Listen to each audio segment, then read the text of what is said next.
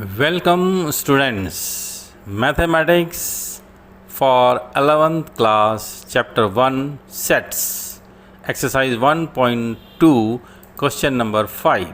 Are the following pair of sets equal? Give reason.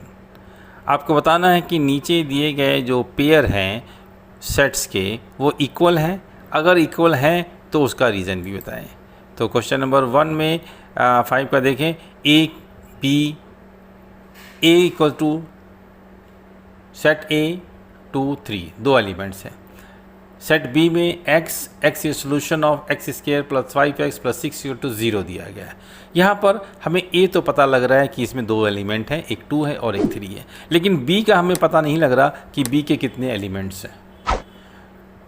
तो अब आप क्या करेंगे, ये क्योंकि ये सेट बिल्डर फॉर्म में है, इसे रोस्टर फॉर्म में कन्वर्ट कर लें, यानी कि x square plus 5x plus 6 equal to 0, इसकी आप वैल्यू निकाल लें। इसमें x की वैल्यू कितनी आएगी? अगर x की वैल्यू 2 और 3 आती है तब दोनों पेयर इक्वल होंगे। अगर x की वैल्यू 2 और 3 नहीं आती है तो ये पेयर इक्वल नहीं होंगे। तो हम सबसे पहले क्या करेंगे, a की वैल्यू 2 और 3 दी हुई है और b की जो सेट दिए हुए हैं उसे हम सॉल्व करें।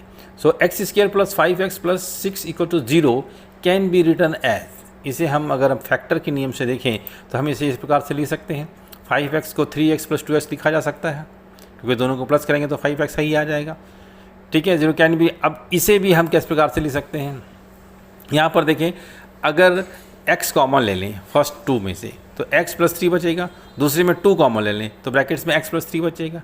राइट, अब यहाँ से x प्लस 3 को कॉमन लिया जा सकता है और ब्रैकेट में x प्लस 2 बच जाएगा। ये फैक्टर्स के नियम है, आपने 10th में किए होंगे।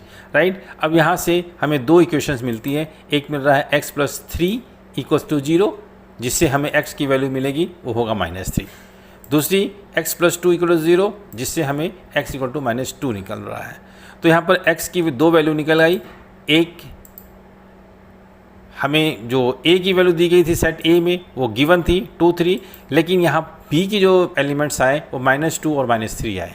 तो अब यहाँ पर देखें, जो a के सेट a था उसमें 2 3 एलिमेंट्स हैं दो, और b के एलिमेंट्स में दो एलिमेंट्स हैं लेकिन -2 -3 है, ये इक्वल नहीं है। राइट, लेकिन ये इक्विवेलेंट हो सकते हैं क्योंकि उसमें भी दो एलिमेंट हैं, इसमें भी दो element, these are equivalent but not equal. So therefore a not equals to b। Correct. So very simple, और थोड़ा सा आपको कैलकुलेशन करनी पड़ेगी और आपको पता लग जाएगा कि a जो है वो b के बराबर नहीं है। सो अगला question, a equals to x where x is a letter in the word follow, and b set b equals to y where y is a letter in the word wolf। Right, आप दोनों को check करें और दोनों के elements को निकालने की कोशिश करें। तो एक x में देखा जाए तो अगर वर्ड फॉलो लिखा गया है तो इसमें FOLW आएगा, क्योंकि L और O जो रिपीट हुए हैं, रिपीट तो हम लेते नहीं हैं। So 0 here, O and R are repeated, तो हमें इसे छोड़ दिया गया। तब हमारे पास A की सेट A के 4 एलिमेंट्स मिले, एक F, एक O, एक L और एक W। करेक्ट। अब B में आइए, B में हमारे पास वर्ड है WOLF, तो इसकी कौन कौन से एलिमेंट होंगे, WOLF। अब आप दोनों एलिमेंट्स को देखें A और B में, दोनों सेम है, इसके ऑर्डर तो जरूर चेंज है लेकिन है तो सेम।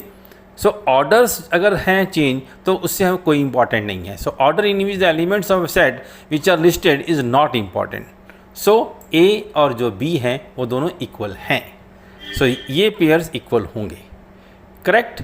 मैं समझता हूँ इसे बहुत अच्छी तरह से आपने समझ लिया होगा क्वेश्चन नंबर 5 के सेकंड क्वेश्चन को भी। राइट, तो क्वेश्चन नंबर 6 को भी देख लें लास्ट।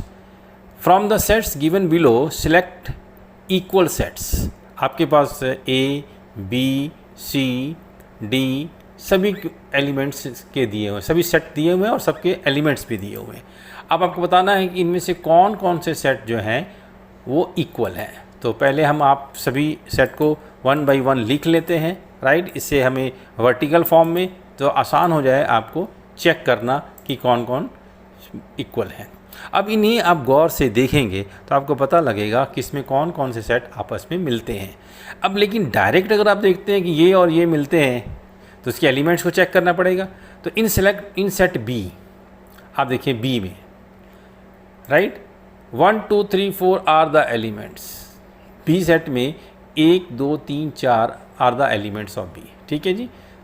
अब इन सेट्स डी में देखिए 3 1 4 2 are the elements of D, दोनों सेम है। उल्टे पुल्टे लिखे हुए हैं, ऑर्डर अलग अलग है लेकिन दोनों सेम है। So order in which the elements of a set are listed is not important, आपको पहले भी कहा गया है। सो इसका मतलब है कि जो सेट बी है वो इक्वल है सेट डी के। यहाँ तो क्लियर हो गया। अब आइए दूसरी और बात करते हैं। अगेन इन सेट ई में देखिए, इसमें कौन कौन से एलिमेंट हैं, -1 और 1 आर द एलिमेंट्स ऑफ ई। और इन सेट जी में देखिए, इसमें कौन से सेट हैं, 1 और -1 आर द एलिमेंट्स ऑफ जी। और यहाँ भी वही की बात आ रही है कि ये जो ऑर्डर हैं इनके अलग अलग हैं पर वो इम्पॉर्टेंट नहीं होते, इसलिए हम कह सकते हैं कि ई और एफ जो हैं, सॉरी ई और जी जो हैं वो दोनों आपस में क्या है, बराबर हैं। राइट। तो देयरफॉर हम कह सकते हैं कि B equals to D and E equals to G, E equals to G. So therefore among the given sets B equals to D and E equals to G are the pairs जो कि आपस में equal हैं। Other जितने भी sets हैं वो unequal हैं। Right. So very much clear. Exercise 1.2 यहाँ पर फिनिश होती है। Thank you very much.